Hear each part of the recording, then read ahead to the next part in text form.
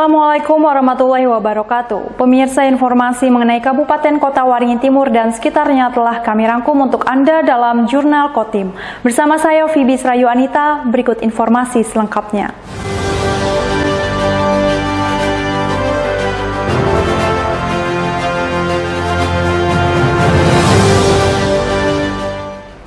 Kebakaran hutan atau lahan yang belakangan marak terjadi di Kota Waringin Timur. Sebagian besarnya terjadi di wilayah Kecamatan Mentawa Baru Ketapang. Camat Mentawa Baru Ketapang Edi Hidayat menyebut sekitar 70% dari luas wilayah kecamatan tersebut terbilang rawan terbakar. Berdasarkan data BPBD Kota Waringin Timur sejak Januari hingga Juni 2023, sudah ada 100 hektar lebih lahan terbakar yang terjadi di 59 titik. Titik terbanyak kebakaran lahan terjadi di wilayah Kota Sampit, yaitu di Kecamatan Mentawa Baru Ketapang. Hal itu dibenarkan oleh Camat Mentawa Baru Ketapang Edi Hidayat Setiadi yang menyebut jika dari 726 km persegi luasan wilayah Kecamatan Mentawa Baru Ketapang, sekitar 70% diantaranya rawan terbakar. Bahkan karhutla yang disebut sebagai musibah tahunan di Kota Waringin Timur kerap diawali dari wilayah Kecamatan Mentawa Baru Ketapang. Namun begitu, saat ini telah didirikan pos lapangan Satgas Karhutla di Kecamatan Mentawa Baru Ketapang yang didukung langsung oleh pemerintah Provinsi Kalimantan Tengah. Selain menanggulangi terjadinya karhutla, petugas juga setiap harinya rutin melakukan patroli di kawasan rawan terbakar, termasuk sosialisasi kepada masyarakat untuk tidak membuka lahan dengan dibakar. Kalau wilayah Kecamatan Mentawa Baru Ketapang yang rawan terbakar, hampir 70% rawan semua itu. Karena biasanya setiap tahun yang parah dan duluan adalah wilayah Kecamatan Mentawa Baru Ketapang. Biasanya duluan terbakar, itu wilayah Kecamatan Mentawa Baru Ketapang.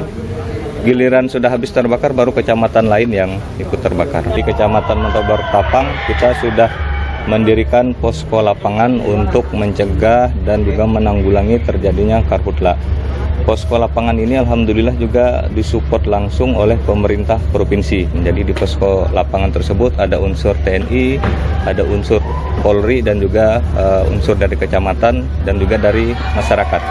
Nah, ini setiap hari mereka ada di kecamatan patroli, bahkan kemarin sudah diperbantukan ke titik-titik terjadinya kebakaran. Bahkan kemarin membantu di luar kecamatan MBK. Edi turut menghimbau kepada masyarakat untuk bijak dalam membuka lahan tanpa membakar, sebab dampak yang ditimbulkan sangat luas. Pemerintah Kabupaten Kota Waringin Timur telah memberikan bantuan 1 unit eskapator kepada masing-masing kecamatan yang dapat dimanfaatkan warga untuk membuka lahan untuk pertanian. Masud Badarudin, Hayat TV.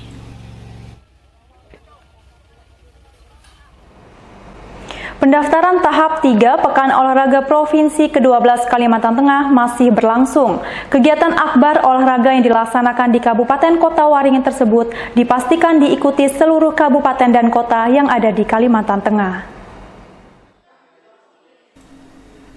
Pendaftaran tahap 3 Porprov ke-12 Kalimantan Tengah sudah berjalan sejak sekitar 2 minggu terakhir.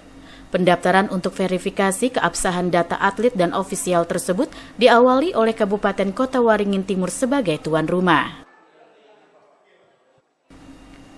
Hingga Selasa 11 Juli, pendaftaran tahap 3 masih berlangsung. Hari itu merupakan jadwal bagi Kabupaten Barito Utara untuk melakukan pendaftaran atlet dan ofisial mereka. Pendaftaran tahap 3 dilakukan oleh masing-masing cabang olahraga, seperti perwakilan cabang olahraga taekwondo serta futsal dan menembak dari Barito Utara, yang mengaku tidak ada kendala dalam melakukan pendaftaran tahap ketiga. Untuk pendaftaran tahap 3, alhamdulillah kami dari masing-masing cabur setiap kabupaten sudah banyak yang selesai juga dan berjalan dengan lancar. Cuman untuk sebagian masih menunggu pendaftaran siang ini sama besok hari. Kami untuk Barito Utara itu untuk pendaftaran tahap 3-nya di tanggal 11 sama tanggal 12. Tanggal 11 dan tanggal 12 berarti besok terakhir, Bang? Iya, untuk pendaftaran tahap 3-nya besok hari terakhir. Bupati Kota Waringin Timur Haliki Nur yang juga Ketua Panitia Besar Porprov ke-12 Kalimantan Tengah terus memantau setiap tahapan persiapan Porprov yang berjalan sesuai rencana, hanya tersisa Kabupaten Murung Raya yang belum mendaftar. Haliki Nur memastikan Porprov ke-12 akan diikuti oleh seluruh kabupaten dan kota yang ada di Kalimantan Tengah.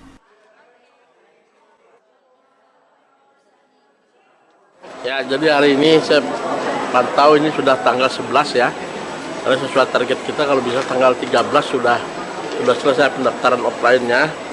Dan alhamdulillah sudah 13 kabupaten kota yang sudah mendaftar, dan terakhir ini tinggal Kabupaten Murung Raya. Nah, saya tadi kontak Pak Bupatinya langsung, rupanya baru selesai rapat juga persiapan mereka, dan saat ini rombongan sudah dalam perjalanan yang timnya yang untuk pendaftaran. Semua kabupaten kota itu ikut semua, jadi ikut menghadiri Porprov dan ikut berpartisipasi di Porprov ini. Semua, tidak ada yang satu kabupaten pun tidak ada yang tidak ikut. Porprov ke-12 Kalimantan Tengah akan dibuka pada Rabu 26 Juli malam di lapangan Stadion 29 November Sampit. Panitia sedang merancang konsep pembukaan semeriah mungkin dengan menghadirkan sejumlah musisi terkenal dari ibu kota. Mashud Badarudin, Hayat TV.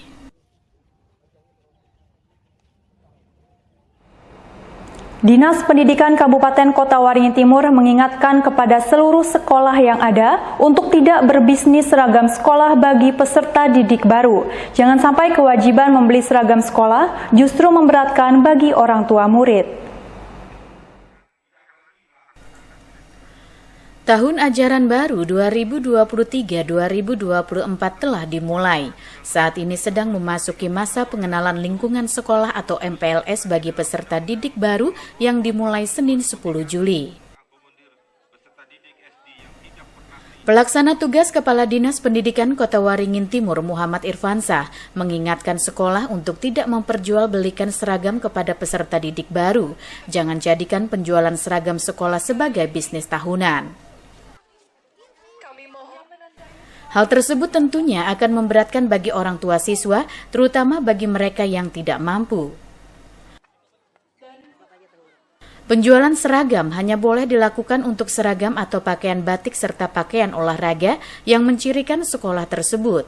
Namun penjualannya hanya boleh dilakukan oleh koperasi atau komite sekolah.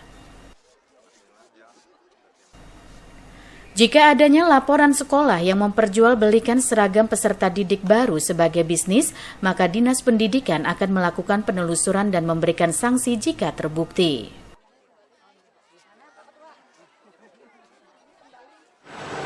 Ada indikasi memang beberapa laporan bahwa sekolah tidak boleh berusaha, istilahnya berbisnis lah. Di situ sudah ada aturannya memang bahwa bisa diserahkan kepada koperasi ataupun komite sekolah saja yang mengelola itu. Jadi kami memang sudah melarang mereka, tidak ada lagi sekolah berjualan seragam sekolah. Kami kalau ada laporan kami turun dulu, kami cek and recheck. Kalau benar memang pertama kami beri teguran, kalau memang sudah keras memang kami harapkan nanti tidak ada lagi lah, paling tidak pengembalian dana-dana yang memang tidak semestinya. Kalau yang penseragaman itu yang hanya dibolehkan identitas sekolah, batik dan olahraga saja. Yang biru putih dipersilahkan masing-masing orang tua. Kalau memang dia sudah punya, silahkan lapor ke sekolah. Tidak diwajibkan karena cuma atribut yang harus beli. Bagi masyarakat yang tidak mampu dapat melengkapi surat keterangan tidak mampu untuk bisa mendapat bantuan seragam sekolah yang dikeluarkan melalui dana bantuan operasional sekolah atau BOS. Salah satunya seperti Endra Saputra yang mendapat bantuan seragam sekolah untuk anaknya Muhammad Anur bersekolah di SMP Negeri 3 Sampit. Ia merasa bersyukur atas bantuan yang diterima. Ya, syukur alhamdulillah. Ya. Kita sangat bersyukur ya karena ada bantuan ini.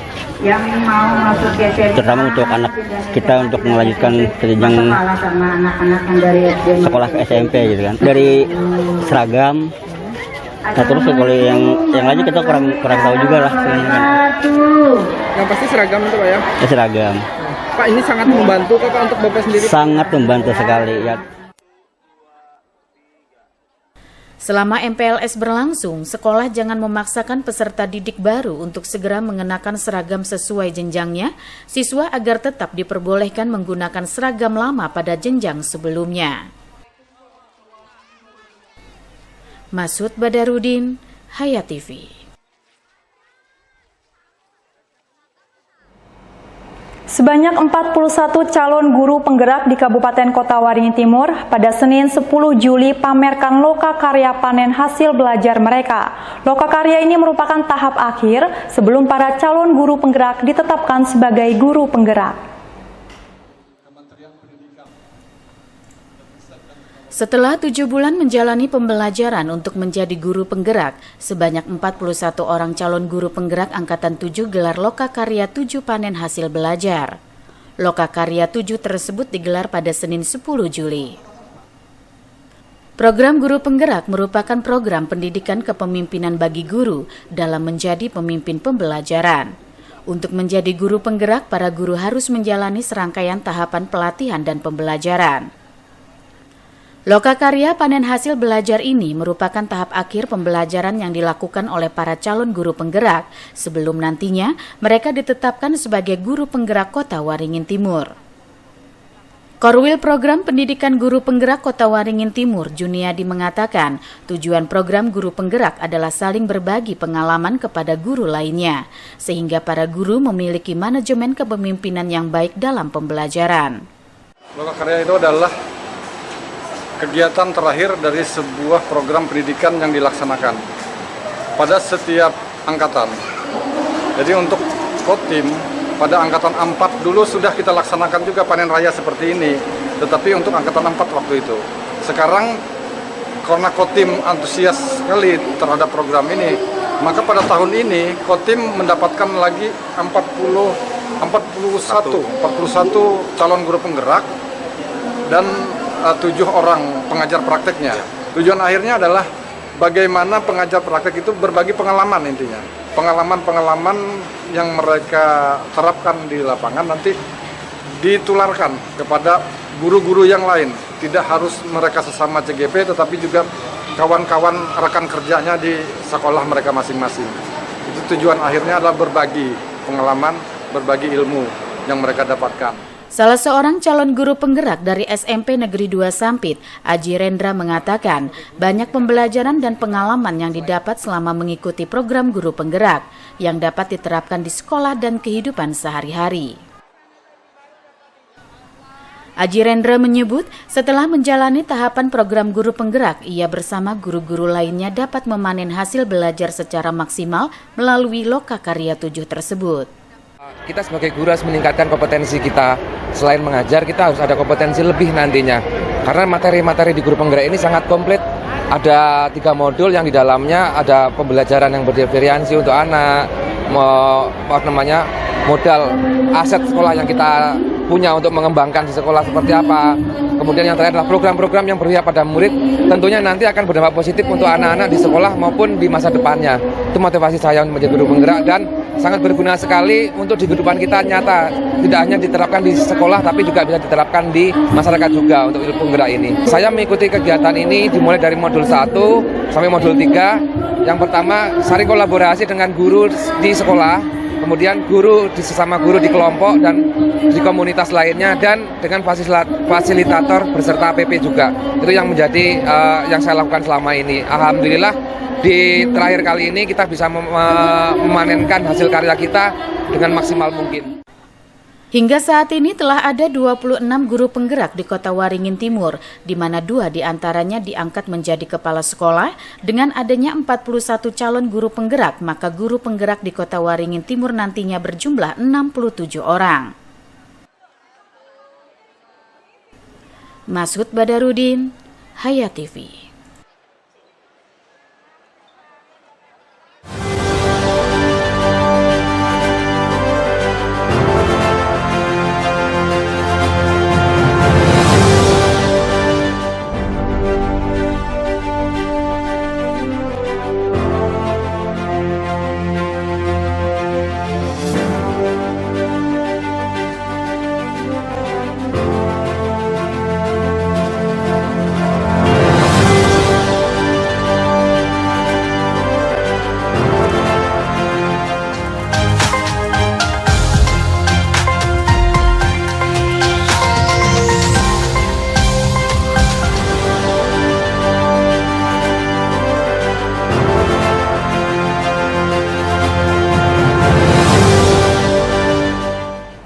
Sebanyak 17 orang calon guru penggerak dan 3 orang pengajar praktik dari Satuan Pendidikan Berbagai Jenjang mengikuti kegiatan Loka Karya 7, program guru penggerak Angkatan 7 yang digelar pihak Balai Guru Penggerak Provinsi Kalimantan Tengah melalui Dinas Pendidikan dan Kebudayaan Kabupaten Kota Waringin Barat bertempat di SMA Negeri 1 Pangkalan Bun. Program Pendidikan Guru Penggerak atau PGP merupakan langkah strategis dari pemerintah pusat dengan mewujudkan guru yang berdaya dan memberdayakan dalam meningkatkan kualitas pembelajaran yang berorientasi pada peningkatan proses dan hasil belajar peserta didik. Program Guru Penggerak Angkatan 7 sudah berada pada tahapan Loka Karya terakhir, yakni Loka Karya 7 panen hasil belajar.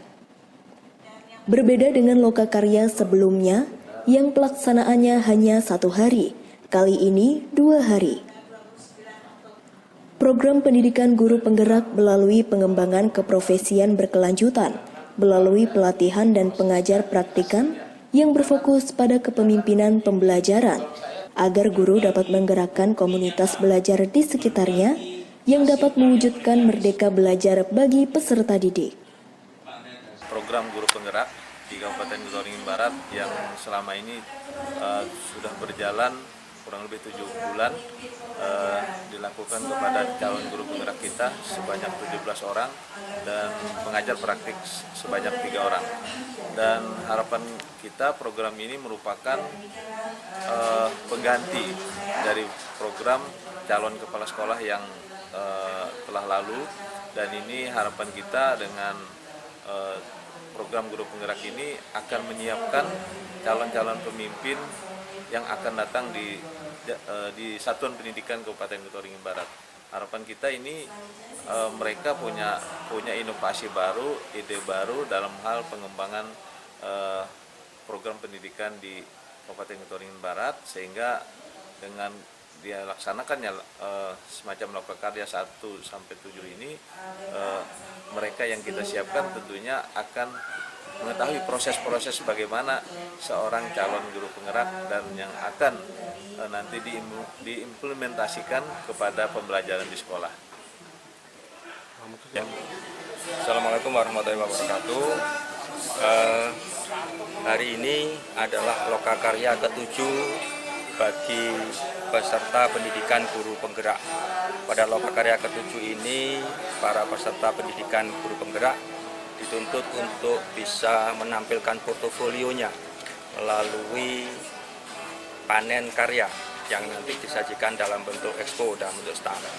Dan mereka juga diminta untuk mempresentasikan hasil dan proses selama pendidikan kurang lebih selama 7 bulan, sehingga mereka layak nantinya dinyatakan lulus menjadi guru penggerak. Mudah-mudahan program ini bisa memacu guru yang lain untuk bisa meningkatkan kompetensinya melalui program pendidikan guru penggerak. Itu yang akan dilaksanakan pada hari ini di tempat ini di Aula SMA Negeri 3 Pangkalan. Dalam kegiatan Loka Karya pendidikan ini, diharapkan para calon guru penggerak akan mampu menganalisa penerapan hingga mengidentifikasi hasil praktik, baik di lingkungan belajar sekolah, serta menyampaikan hasil pembelajarannya di kelas. Tim Liputan, SBTV. Postingan ujaran kebencian yang bernada rasis kepada salah satu suku yang ada di Kobar kembali meresahkan warga Kobar hingga membuat Polres Kota Waringin Barat bertindak cepat terhadap postingan ujaran kebencian ini. Postingan ujaran kebencian yang bernada rasis kepada salah satu suku yang ada di Kota Waringin Barat kembali meresahkan warga Kobar hingga membuat Polres Kota Waringin Barat bertindak cepat terhadap postingan ujaran kebencian ini. Akun atas nama Mercy Seran tersebut memposting kalimat mengandung ujaran kebencian kepada suku tertentu yang mulai memicu keresahan dari masyarakat. Dalam penyampaiannya, Kapolres Kota Waringin Barat AKBP Bayu Wicaksono mengatakan bahwa saat ini anggota Reskrim Polres Kota Waringin Barat juga telah meminta keterangan dari Mercy Seran, yang mana ia merupakan istri dari Torres Junior yang dulu akun Facebook miliknya juga pernah digunakan oleh orang tidak dikenal untuk menyebarkan ujaran kebencian. Namun dari hasil penyelidikan sementara diambil kesimpulan bahwa akun medsos tersebut adalah akun palsu, karena saudari Mercy Seran sendiri menyatakan tidak pernah membuat akun Facebook tersebut. Bahkan yang bersangkutan sendiri sejak beberapa minggu lalu sudah berada di Pangkalan Bun dan tidak di Kota Waringin Lama. Kasareskrim ini sudah melakukan penyelidikan terhadap akun atas nama Mercy Seran ini. Dan memang hasil penyelidikan ini tidak bisa kita sampaikan secara spesifik. Namun yang jelas kami simpulkan bahwasannya ini adalah fake account. Kami sedang proses penyelidikan. Kami juga sudah dan akan berkoordinasi dengan pembina fungsi kami. Kasareskrim akan berkoordinasi dengan Pak Dir Reskrimsus, Subdit Cyber. Dari Intel juga akan berkoordinasi dengan Subdit Inteltek, sehingga apa yang sedang kita lakukan penyelidikan ini bisa membuahkan hasil yang maksimal nantinya, harapan kita. AKBP Bayu Wicaksono meminta semua pihak bisa menyikapi hal ini secara bijak dan tidak terpancing dengan provokasi yang telah disebar oleh orang tidak dikenal dengan mengatasnamakan akun milik Mercy Seran tersebut. Selain itu, postingan ini adalah upaya orang tidak dikenal untuk membuat situasi tidak kondusif. Saat ini kami juga telah bekerja sama dengan Ditreskrimsus Cyberkrim Polda Kalimantan Tengah untuk mengusut kasus ini. Muhammad Iksan, SBTV. Demikian pemirsa, informasi tadi sekaligus menutup jumpa kita pada kali ini. Saya Fibi Srayuanita mewakili jajaran yang bertugas mohon undur diri dari hadapan Anda. Terima kasih dan sampai jumpa. Wassalamualaikum warahmatullahi wabarakatuh.